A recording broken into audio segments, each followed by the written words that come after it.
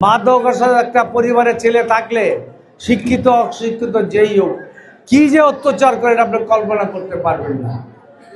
মার সোনা গয়না চুরি করা, টাকা নেওয়া, মার গলার মধ্যে চাকু ধরা, হ্যাঁ বাপের গলায় চাকু ধরা, মানে অসংখ্য। মাদক সে তো নেশাগ্রস্ত, সে তার কোনো হিতাহিত জ্ঞান নাই।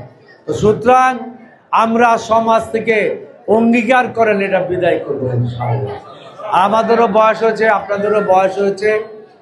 আমরা এই সমাজটা যদি এই ইয়াং জেনারেশন সহ মিলে একটা পরিবর্তনের পরিবেশ তৈরি করে দিয়ে যেতে পারি, আমাদের ইয়াং জেনারেশনটা আগামী দিনে তারা ভালোভাবে থাকতে পারবে।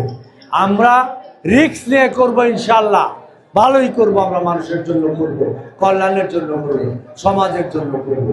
তা আপনারা আমাকে সহযোগিতা করেন ইনশাল্লাহ। আগামী দিনে এই এলাকা সহ ঢাকা 11 আসলে একটা উন্নয়নের মডেল, মাদক সন্ত্রাসমুক্ত চাঁদা একটা মুক্ত মডেল আমি তৈরি করব।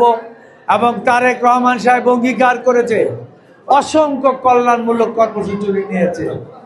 ফ্যামিলি কার্ড আমরা তো ছোট করে করছি, ফ্যামিলি কার্ড, ফ্রি ট্রিটমেন্ট চিকিৎসা উনি রাষ্ট্রীয়ভাবে এগুলো করবে ইনশাল্লাহ। আপনারা ভোট দিলে ধানের শীষে, এখানে যারা ভোটার আছেন দিবেন, যেখানে যে ভোটার আছেন ধানের শীষে দেন ইনশাল্লাহ। তারেক রহমানের নেতৃত্বে আগামী দিনে আমরা একটা কল্যাণ রাষ্ট্র, বৈষম্যহীন উন্নয়নের বাংলাদেশ ইনশাল্লাহ তৈরি করব। সেখানে ভোটের অধিকার থাকবে, আইনের শাসন থাকবে, সকলে মত প্রকাশের স্বাধীনতা ইনশাল্লাহ ফিরে পাবেন। সকলকে ধন্যবাদ। এশার নামাজের সময় হয়ে গেছে। অনেক ফরু ভাই সহ আবার শামসু ছিল, জাহাঙ্গীর মোল্লা ছিল, মীর ভাই ছিল, সুমন